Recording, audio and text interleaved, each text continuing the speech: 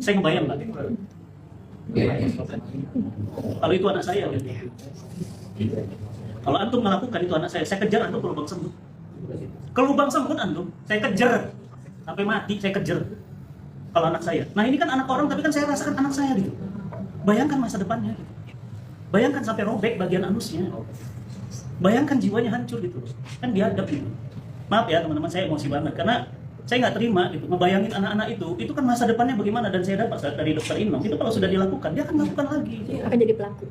Pasti pelaku, dan rata-rata yang curhat ke saya sekarang melakukan itu pernah dilakukan begitu gitu loh. Dan ini kalau nggak kita stop melalui tadi Habib Mabdinana ini nggak bisa, makanya saya bilang saya harus ikut di sini. Saya ikut dan saya akan nemanin sampai ini selesai.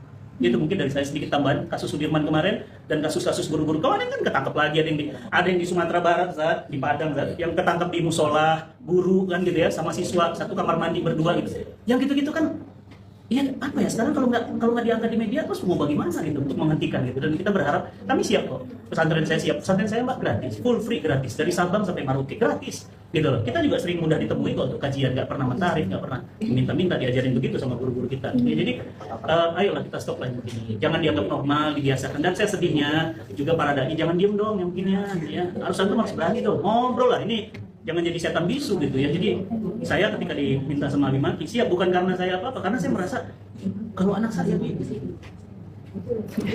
saya kejar sampai mati, benar. Mungkin sakit banget rasanya digituin, terhina banget gitu. Tapi melihat modus dan dalil yang dilontarkan oleh Sam ini kan apalagi melewat sampai yang polos lah dengan dalil-dalil yang mereka utarakan, seperti apa sih mungkin ya, luar biasanya.